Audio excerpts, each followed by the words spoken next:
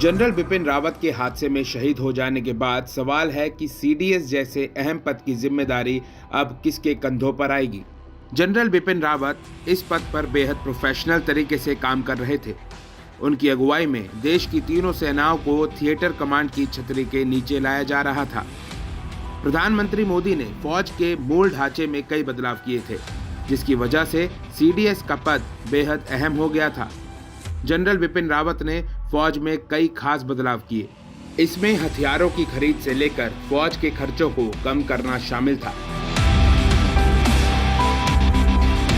Chief of defence staff बनने की पहली शर्त यह है कि सीडीएस के पद पर अपॉइंट होने वाला अधिकारी भारत की 3 सेनाओं में से एक का प्रमुख होना चाहिए, चाहे वो थल सेना हो, वायु सेना हो या फिर नौसेना। इस वक्त जनरल मनोज मुकुंद नरवणे थल सेना के प्रमुख हैं और वो अप्रैल 2022 तक इस पद पर रहेंगे। अनुभव के हिसाब से जनरल नरवणे तीनों प्रमुखों में सबसे सीनियर हैं। वायुसेना प्रमुख मार्शल वी.आर. चौधरी ने इस साल 30 सितंबर को ही अपना पदभार संभाला है, जबकि नौसेना की कमान आर हरि कुमार के हाथ में 30 नवंबर को आई है। अनुभव में ये दोनों नरवणे से कम है और सरकार के साथ नरवणे लंबे वक्त से काम कर रहे हैं और दोनों ओर से ताल्लुकात भी काफी अच्छे हैं। एक नजर डालते हैं तीनों सेना के अंगों में किसका कितना अनुभव रहा है और उनकी ताकत क्या है।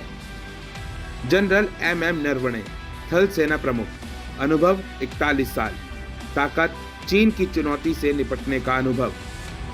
Martial VR. चौधरी, वायु सेना प्रमुख, अनुभव 39 साल, ताकत आधुनिक तकनीक पर पकड़।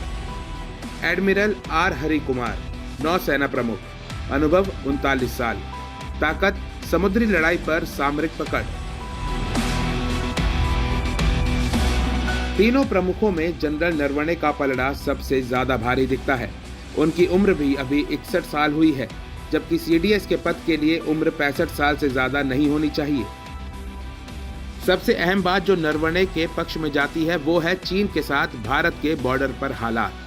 सेना प्रमुख बनने से पहले भी जनरल नरवणे उत्तर पूर्वी भारत में तैनात रहे हैं और वो चीन से जुड़ने वाले बॉर्डर की परेशानियों को अच्छी तरह से समझते हैं। चीफ ऑफ डिफेंस स्टाफ की कई जिम्मेदारियां होती हैं, जिसमें department of military affairs, chief of staff committee के चेयरमैन का पद और रक्षा मंत्री के प्रमुख सलाहकार की भूमिका भी शामिल है। इसमें सेना के तीनों कमानों में आपसी तालमेल बैठाने के अलावा तीनों को थिएटर कमांड की एक छत के नीचे लाने का भी काम शामिल है।